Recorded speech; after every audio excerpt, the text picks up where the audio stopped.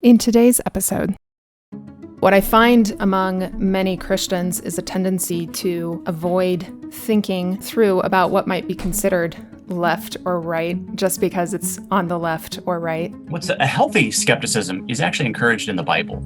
And there are a couple of texts that I keep pointing to. One of them is like Proverbs 14, I think 15, which says, "The simple man believes anything and everything, but the wise man gives thought to his steps."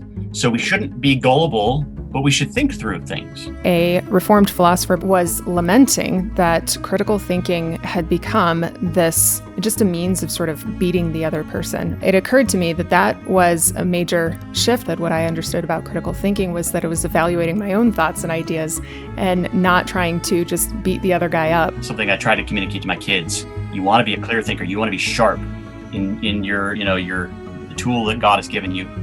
But you don't want to use it in a way to hurt your neighbor. Your goal is to love your neighbor. I've been amazed at how the public perception is often founded on fallacious or mistaken or deceptive ideas. And so you get confidence by sort of going deeper. Join me, Carrie Baldwin, with Shane Rosenthal as we dare to think about the humility of healthy skepticism.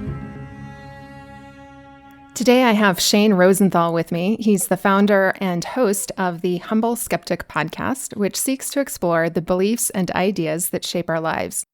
He was one of the original creators of the White Horse Inn radio broadcast, which he also hosted from 2019 to 2021. Shane was one of the authors of the book Defending the Faith, Essays on Apologetics, and has been a frequent contributor over the years to Modern Reformation magazine. He's a graduate of Cal-State Fullerton with a BA in Humanities and Westminster Seminary California with an MA in Historical Theology. And he resides with his family in St. Louis. Shane, welcome. Thank you for joining me on Dare to Think. It's a pleasure to be with you. Before we get started, I want you to introduce yourself to our listeners so that they can hear a little bit about your story, about how you came to faith, and then we'll jump into your podcast. Yeah, so I was raised in kind of a secular Jewish home. Actually, I'm not Jewish by blood, but I was adopted by a Jewish father and then given a new last name. Wonderful family, but the kind of faith that I belonged to, I just didn't find compelling. I thought the Bible stories were a little too fantastical. And by the third or fourth grade, I basically checked out. I just thought it's all fiction made up. I didn't really vocalize this to anyone. Then later, I began to, like age of 18 or so, just out of high school, I began to run across believing Christians who started me to think, various places I worked. And I started reading and taking college classes. And one thing led to another. And I began to be confronted with the claims of Christianity and who Jesus was. But more than anything, for me, it was sort of discovering that Jesus I'd always heard about and seen on the Christmas specials was actually prophesied in the Old Testament texts, and seeing that clearly in passages like Isaiah 53, Psalm 22, Micah 5:2, which talks about the child from Bethlehem. Mm-hmm.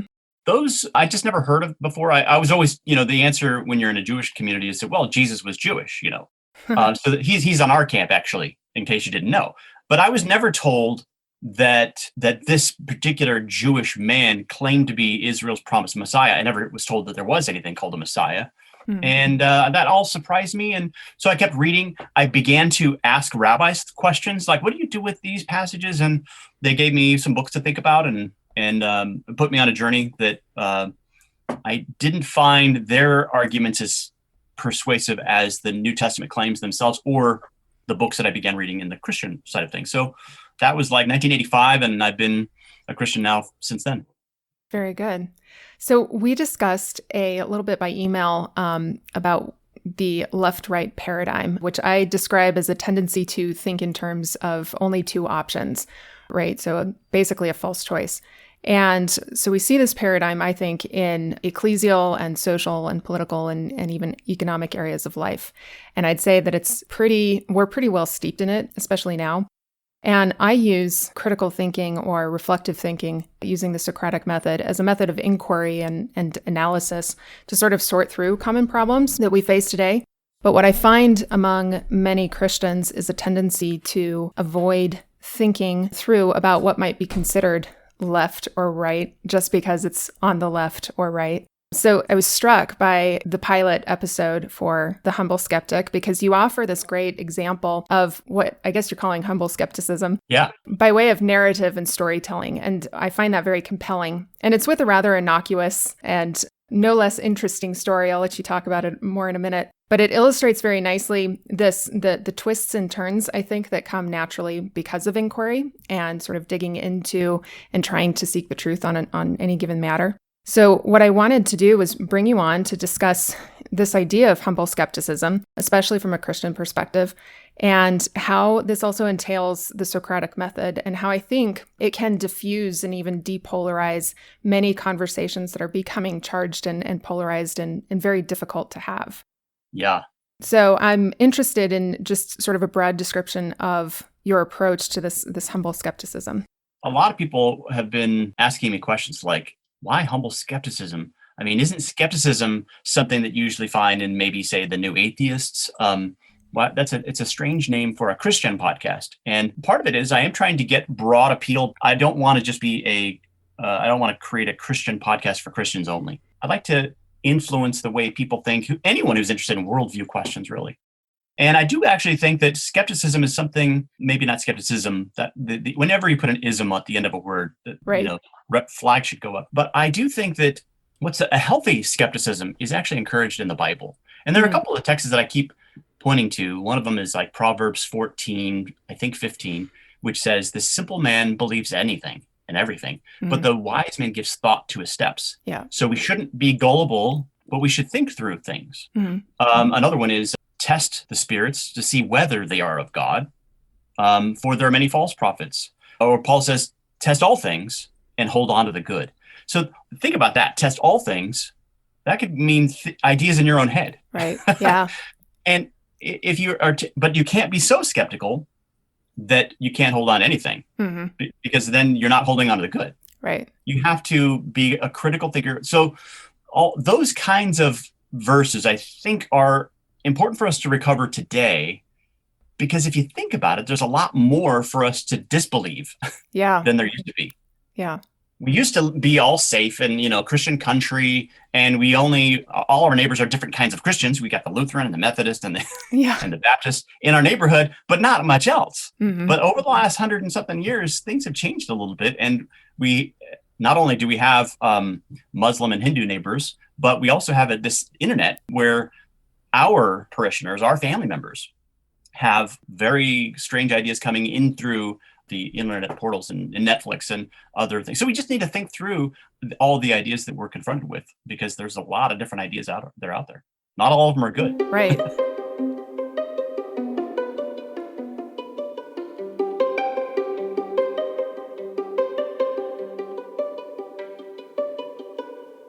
I have a BA in philosophy, and when I decided to get my degree, I told some of my friends, and I've got Christian friends, I've got non-Christian friends, but when I mentioned it, I got 3 different reactions. My Christian friend said, "Oh, we're going to pray for you."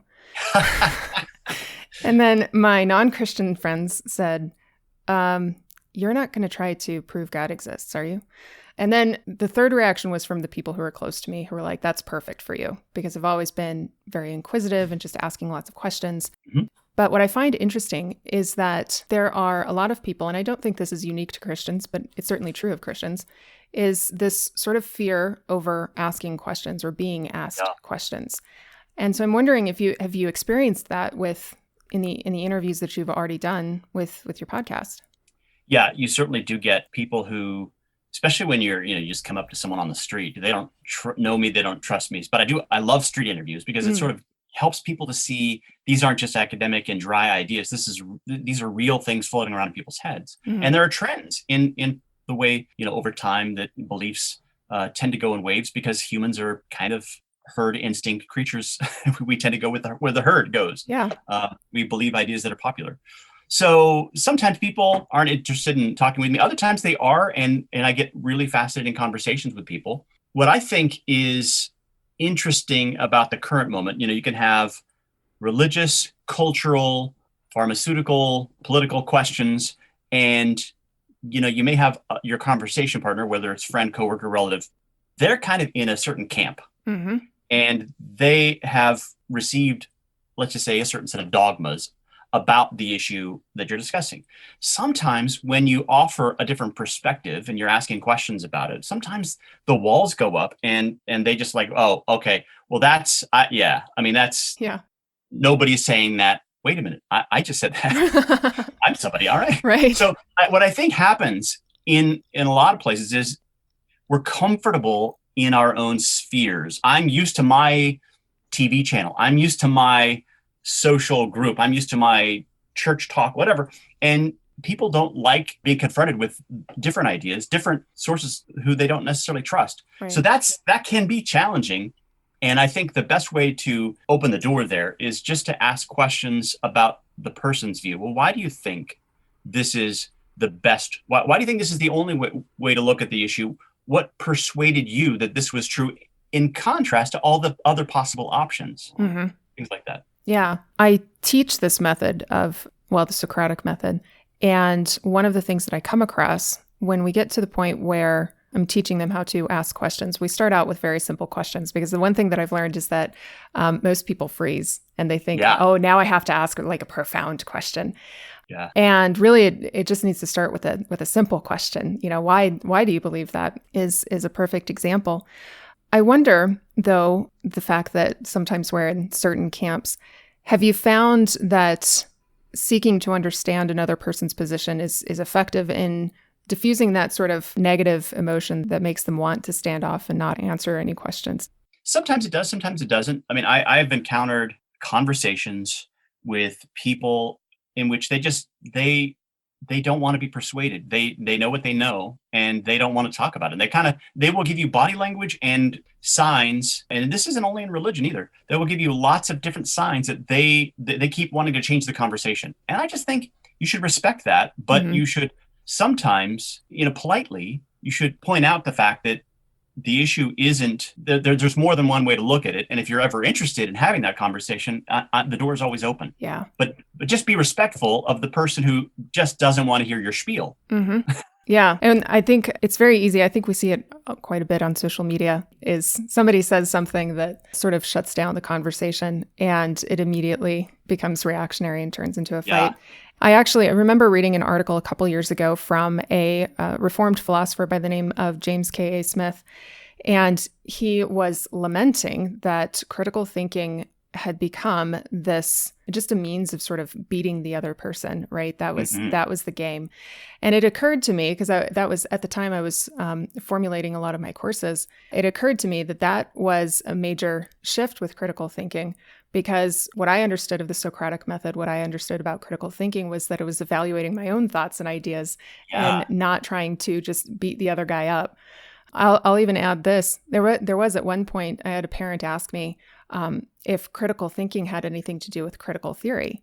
So even the term, I think, has fallen out of practice in many ways.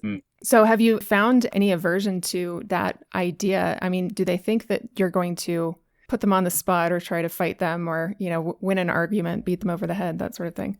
Yeah, that definitely happens. And I think the more people can know that you're not there to use these tools like a hammer, something I try to communicate to my kids. You want to be a clear thinker. You want to be sharp in your, the tool that God has given you upstairs, but you don't want to use it in a way to hurt your neighbor. Your goal is to love your neighbor. Yeah. This is the Christian ethic that I think one of the reasons we see the world in there's so much hostility in the world is partly because of the secular ideas. We've sort of lost that major ethic of Jesus to love your enemies. Right. And if you see the other person across the aisle from, say, if you're thinking in terms of religion, the other religionists, or if you're thinking in terms of politics, the other members of the other party, whatever the issue is, if you see them as the enemy and your goal is to squash them, to make them look foolish, then at least if you're a Christian, you should rethink your entire approach. Yeah. So whatever you do, try to engage the person to investigate especially if you don't agree with it, why is this so plausible to you? And you're trying to understand them. And and when you're asking all those sort of questions of understanding, that's a way of showing respect and love for your neighbor. you don't have to agree with them, but just first understand them. And that what happens often in that part of the conversation is they feel heard. Yeah. Yeah, absolutely. I agree with that totally.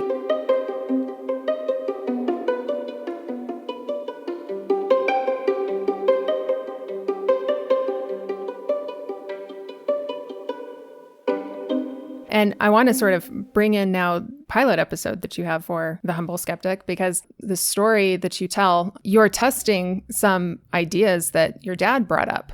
So I thought this was interesting because I would say after listening to it, you definitely were asking inquisitive questions, open to the possibility that your dad was mistaken, but you were seeking to understand and you learned quite a few things along the way. So do you want to sort of give us an overview of that whole story and what that was like? Yeah, this is something my dad said just months ago. And, I just don't ever remember him telling me this story before, but it just came out of conversation that there was a time in, some 50 years ago that he happened to be at a piano bar and saw Billy Joel perform, but he wasn't famous at the time. He was a lounge lizard at a piano bar. Mm-hmm. And it didn't sort of occur to me at the time, but over the next few weeks, and it may even be because I heard Piano Man on the radio, but I was thinking, wait a minute, Billy Joel wrote a song about that experience, and he describes people in the bar in his song Piano Man. And so I started having conversations with my dad about what he remembered from that time, because it sounds like he was at the place that Billy Joel wrote about in his song Piano Man. And it began to dawn on me that maybe he was one of the characters in the song. Like, was he one of the guys that talked politics with a waitress? There's a line in the song about that. Was he one of the businessmen who slowly, got stoned by drinking too many gin and tonics? So I started playing like the lyrics for my dad as where, I drive him to a doctor's office and I'm like, okay, let me ask you a question about this. Did you ever put a tip in his jar? Did you ever? And eventually I decided to record some of those conversations, which I then, put together in my podcast. To make a long story short, in the process of sort of asking questions, I ended up finding conflicts with the things he was saying and the things that sort of bumped up against the real world. My brother was the first to point out that some of the things that Wikipedia was saying about the origin of Piano Man was that it was like he wrote this during a 6-month period between 72 and 73. And then I was thinking, well, that's a problem because we lived in West Virginia at the time. So and then there's a whole bunch of other discrepancies that just didn't fit. And in the process of talking this through with other family members, my mom in particular, I learned that, well, there was a time when we lived in Bluefield, West Virginia, that he actually, and I didn't remember this, I was in the first grade at the time, my dad actually left and was gone. He was in LA for 6 months or 4 months or something. And he actually had a possibility of being in the right place at the right time. So pulling the family threads and then what I could find online about where this location was, I just began to ask questions. And that, I think, was a good way for me to model what it means to be a humble skeptic, because I didn't just say, my dad said it, I believe it, that settles it. Mm-hmm. That kind of blind faith approach only goes so far. It only takes seriously my camp, my dad, but it doesn't take seriously the other information written online that presumably was written by other people's fathers. Yeah. They have family members too. And I'm sure their kids, this is where, you can make it religious applications. There are a lot of people raised in a lot of different faiths. And should I just believe the tradition I was raised in? Right. Well, why is your religion true as opposed to all the other religions out there? We should ask these questions. I think we're too dogmatic too often, and we're too easily persuaded by that which is comfortable to us, that which we already believe. And so that's part of the reason I'm encouraging this humble skepticism. I want us to think through all the issues of life, culture, faith, what's going on with your family, political ideas. We got to think these through, and we shouldn't feel like our own views shouldn't be tested. We should test them. Yeah, I think it's great. And I love that it is this innocuous story because, whether your dad was mistaken or not, there's not a huge consequence, right? But when it does come to religious belief or social beliefs or even political beliefs, those seem to be much more deeply ingrained. And so it almost feels much more threatening to entertain the possibility that I might be wrong or my parents might be wrong or the way I was raised, might be wrong. And that's incredibly threatening, I think, because that's those are formative years. That's where our identities were formed. So it's interesting to be able to think about the more powerful implications of those more serious ideas through a more innocuous story. One of the lessons that I have for my high schoolers has to do with racism. And I use a lesson that borrows from the story of The Last Avatar, which is an Asian film, but it's all completely fiction, but it does a great job at discussing race in completely neutral, innocuous terms. And it's super helpful, I think, to be able to think about tough issues in distant fictional ways, because then we can see that it's not a threat. We can evaluate our own thoughts on it without really thinking that, our identity is going to be damaged or anything like that. And we can make adjustments, if we need to make adjustments. And my kids, my students, my high schoolers have loved that lesson. I had one student who said, I would have never been able to talk about this in school. So it's all very interesting. And I really hope people go listen to your podcast, because it's a wonderful story. And I think you're right. It's very illuminating in illustrating what you're discussing with this humble skepticism. Well, think about the popularity of a book like the series of books called The Chronicles of Narnia by C.S. Lewis. He describes the approach he takes in that series of books in the same way. He wanted to kind of put, and also his space trilogy, he wanted to put some modern ideas in a story form so that they help you think through the issues in a way that's not sort of like politically charged, or theologically charged. Yeah, Tolkien did that too. Yep. What would you say is, and we've touched on this a little bit, but what would you say is the role that emotions play in our thinking? I think we are embodied creatures, so we cannot lose sight of the fact that we are human beings that are not just sort of brains in a petri dish. Some ideas make us mad, and some ideas give us joy. And so we will but the thing is, we can often have joy as a result of a lie.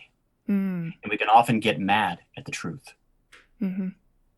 Some ideas are very plausible, but just wrong. And we don't see that until some years later. And this is one of the problems, I think, with social media and media in general. Before the interview, I referenced a book called Thinking Fast and Slow. Part of the problem is our brains can't process so much information at the speed of light. Right. So you have let me just go back to the Michael Brown story. Here in St. Louis, we had this report about an unarmed Black man who was shot. Well, the story goes viral, and it causes all kinds of protests and violence here in St. Louis area and elsewhere. When you actually sit through and read the information, even by the Obama administration, I think it was Eric Holder that ran the investigation. So they couldn't demonstrate a lot of the claims, like the hands up, don't shoot was a popular idea, but it was not something that was demonstrated by the reliable eyewitnesses. So you go through but it takes time to work through the details. And so I remember going through this period. It took me a year to sort of get this story straight. But the thing is, the viral messages on social media had already done their work, and they made us react emotionally. Everybody reacted to the story and said, okay, well, that if a policeman killed an unarmed Black man, that's a huge problem. We got to solve this problem. When you actually pull at these pieces, you look at the story, you weigh through the evidence, you read through the report. I did all of this. I read the report from the Attorney General, and I said, the case that was tried in the media is fallacious. And there's another story that you find here in the evidence. And that's kind of what I do on my podcast. I'm trying to, let's be dispassionate in our investigation of the truth, but recognizing that we can have our passions inflamed sometimes for the wrong reasons or because of a misinterpretation. Right. So it's complicated. The fact that we are emotional creatures is complicated, but we have to have the facts lead us, and we have to be skeptical that we've really understood the facts well. We have to be very careful as we evaluate and process all the information, especially before we talk about it in a public forum. I hope you're enjoying this episode of Dare to Think. I'm Carrie Baldwin, and I'm an independent researcher with a degree in philosophy. My mission is to rethink prevailing paradigms in politics, religion, and culture. Please consider subscribing to Dare to Think on your favorite podcatcher, Also, please go rate and review Dare to Think on Apple, Spotify, YouTube, or Amazon. This will help others find my podcast. If you'd like to stay up to date on my latest articles and episodes, please subscribe to my monthly email list at mereliberty.com/signup. Yeah, there's a book that I have called Critical Feeling, which essentially applies this idea of self-evaluation to our own emotions. And I found it actually very helpful because, if I'm feeling anger at something, there's a reason why I'm angry about it. And if I start asking myself questions about it, like, for example, an unarmed Black man is shot by a police officer, well, why would I be angry about that? Well, because that would be an injustice. Yeah. Well, if it's an injustice, then we need to know the facts about it. And that's where I think it's one thing to say we should set our emotions aside and be dispassionate. It's another to understand the whole purpose behind pursuing the facts of the case, right? Yeah. Because we do want justice, but we also don't want injustice to rule the day either, right? If there was an injustice against this Black man, then justice should be served. But if there's an injustice against the police officer, then Right. That needs to be ferreted out as well. So I think it's helpful for people when they are experiencing those emotions. The best way to be dispassionate or to set them aside is to go ahead and evaluate why you're feeling that way, figure that out, and then slow down and get the facts straight. Yeah, and when I did some of this this work on, there are a host of issues I have found as I, you look at whatever the political, the cultural, the story du jour, whatever the issue is. What I found is there's a lot of propaganda that's happening right now. Media is in a bad way. Mm-hmm. It's very light and fluffy. It only goes so deep, and often it's wrong. And when I've spent the time to say, I want to own this for myself, I've been amazed at how the public perception is often founded on fallacious or mistaken or deceptive ideas. Mm-hmm. And so you get confidence by sort of going deeper. Yes. That's one thing that I love to emphasize on my show is that you get confidence by actually thinking through mm-hmm. and asking the questions and pulling at the threads to see what really happened. When I was doing this with my dad, I found the internet was conflicting with my dad, but the internet also conflicted with itself because I was finding different things online. Yeah. And so I had to sort of try to figure out, well, who would be the reliable source? So I did more digging. I listened to interviews with Billy Joel himself. I read biographies. And that's when when I went to that level, mm-hmm. that's when the lights came on because mm-hmm. I was finding things that Billy Joel himself said and other reliable eyewitnesses who were, talking about things that are happening in the biographies match what my dad was saying. Mm-hmm. But I couldn't find anything like that. Yeah. From the popular things online, people who were saying, here's where Piano Man happened. And so I was fine. I ended up becoming very confident that my dad's story was plausible. And actually, I'm with him. I think he really was there. So that gave me confidence instead of just wanting to believe. Because if I just wanted to believe my dad's story or wanted to believe my dad's faith or wanted to believe my dad's politics, whatever the issue is, I might be a little fragile mm-hmm. if I don't look at the evidence, if I don't investigate. Mm-hmm. Ultimately, though, the question is, do we want to be comfortable with our beliefs or do we want to find out what's true? Right. I think it's really interesting. You point out that this confidence, right, can arise no matter what issue it is that you're looking at. That was my own experience. I mentioned to you before in an email that when I was younger, I had my faith challenged. My experience, though, was when I pressed into doctrine in order to learn it. What I learned was that scriptures could withstand that scrutiny. Yeah. And that just built my confidence in what I was reading. That built confidence in my own faith. But it took this moment of, okay, Carrie, you have to be willing to accept the possibility that you might be wrong on some of this. Yeah. And, that was a pivotal moment for me. But since then, since learning that lesson, that digging into the truth and being willing to be comfortable with my own ignorance while I try to figure that out and try to root it out is much more rewarding in the end. That definitely sounds Socratic because Socrates liked to talk about, your own ignorance is that when you admit that, then it's all downhill from there. Exactly. Yes, it's true. It's true. Yeah. Let me ask you a question. Yeah. I actually think that when I've proven to be wrong about something, I've begun to like it. I love it actually, because it opens up new doors. And I say, okay, I've been mistaken about this thing for the last decade, and now it's kind of like this new pathway to discovery now. What do you think? Do you have that experience? Absolutely. When I was a kid, I loved doing puzzles. I still love doing puzzles, but I especially liked doing it as a kid. And one of the things that I've found about the Socratic method is when I figure out that I was wrong on something, it's usually corresponding with discovering a piece of the truth. And so I get to fit that piece into this larger puzzle that I've been working on in my own mind. And so, yeah, that's absolutely a very positive experience. It's not threatening to me in the slightest.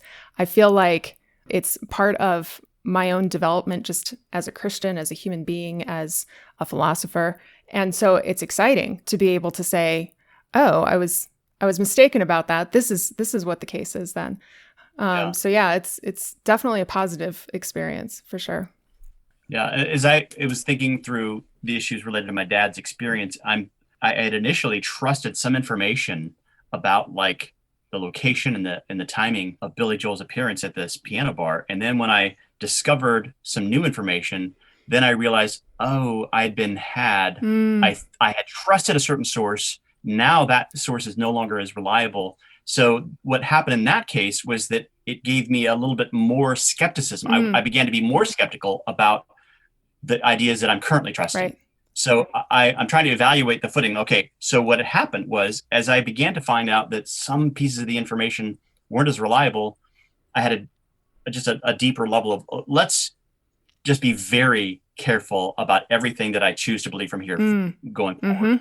And then I was like dotting my I's and crossing my T's and making sure that as I'm reading and investigating that, okay, can I actually place my dad at the scene of the crime?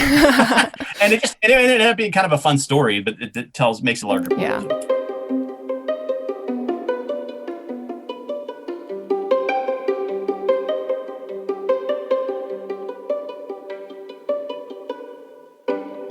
Did you ever find yourself in a place where you had unanswered questions, but you weren't sure of where to find new information?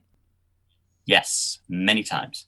One of them, it happens to be related to my own conversion. I remember talking to a rabbi about some of the claims in the New Testament about Jesus. And, one of the things I asked, like, what do you do with Psalm 22? And it's saying, he has pierced my hands and my feet. Sounds to me like crucifixion. And he said, I don't know, maybe it's bows and arrows. I wasn't persuaded by that. Sure.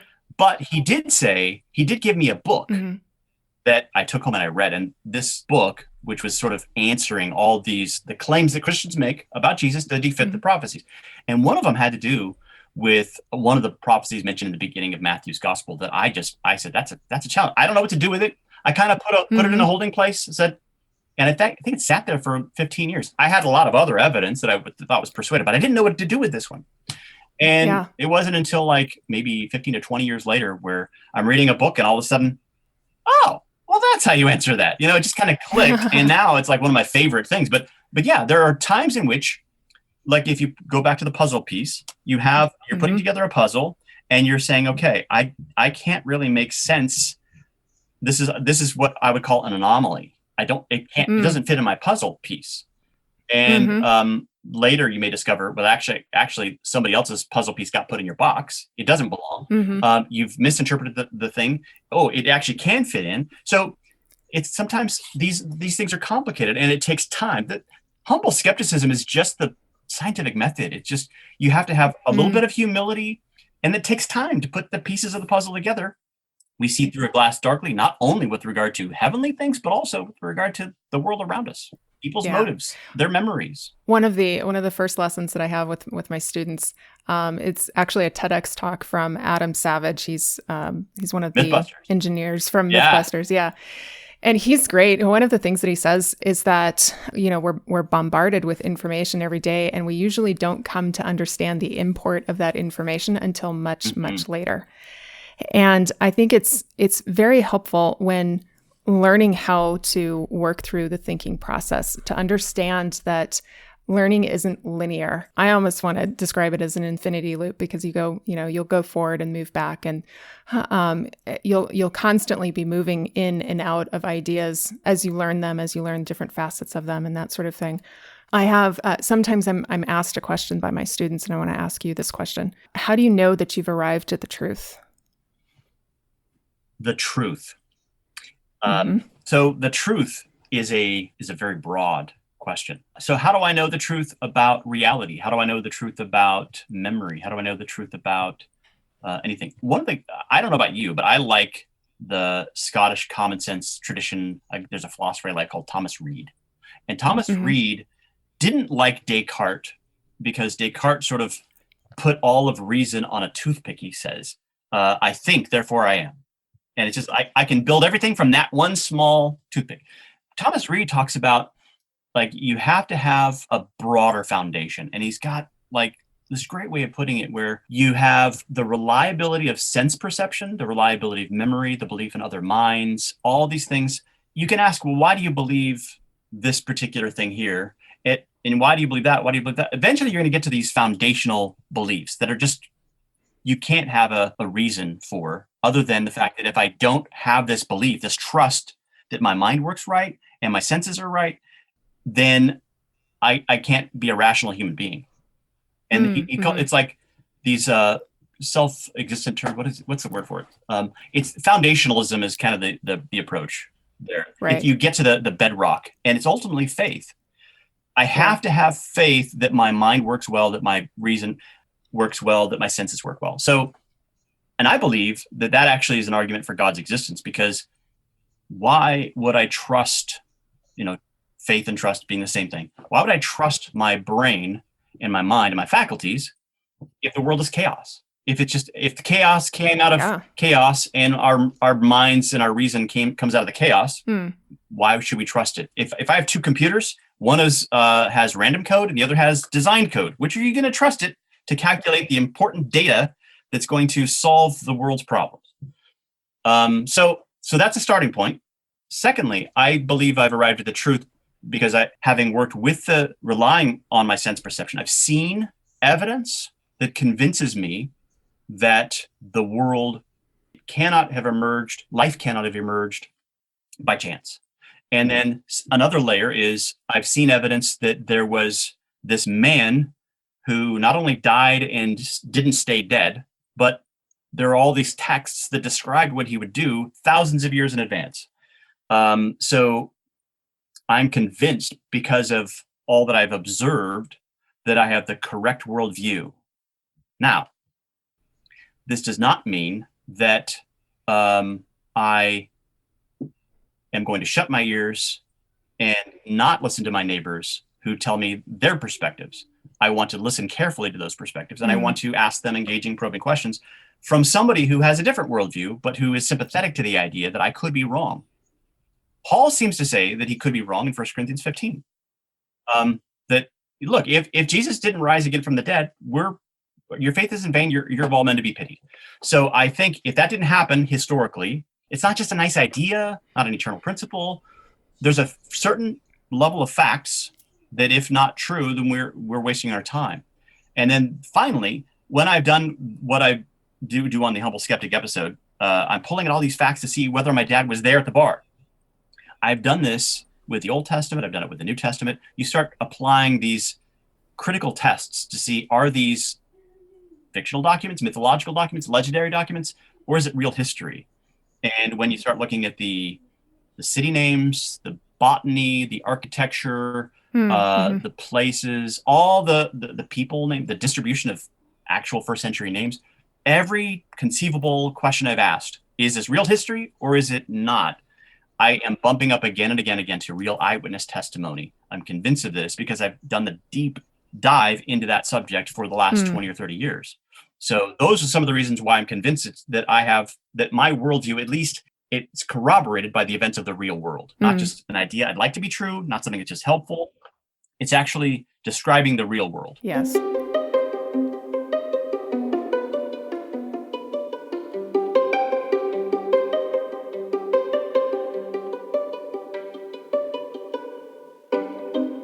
You had mentioned that you feel one of the things that you've learned about this being a humble skeptic is that it's increased your confidence.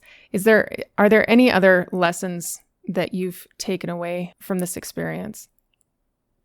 I would say, as you engage with people and you're asking questions to try to get to what they believe and you're engaging with them, I think it's just as I kind of hit it up before, it's a way of loving your neighbor, taking them seriously. It's also a great way to enrich yourself. I mean, you don't have to read a boring book on Nietzschean philosophy or Buddhism. You could just talk to your friend who's a nihilist or a Buddhist, and you can learn a lot. Yeah. And you can say, I'm not just only trying to figure out, I'm not persuaded by the worldview, but I'm curious about the plausibility of these ideas. Mm-hmm.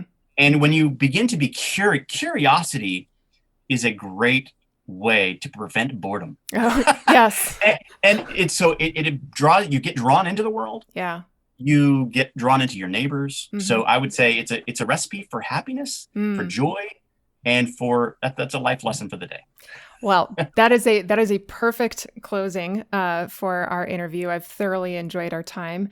If you want to find out more about Shane's podcast, The Humble Skeptic, you can, or his Substack channel, you can find everything at thehumbleskeptic.com. Thanks so much, Shane, for joining me today. I appreciate it. Thanks, Carrie. It's a pleasure. Thank you for listening to Dare to Think. This is the official podcast of my website, mereliberty.com.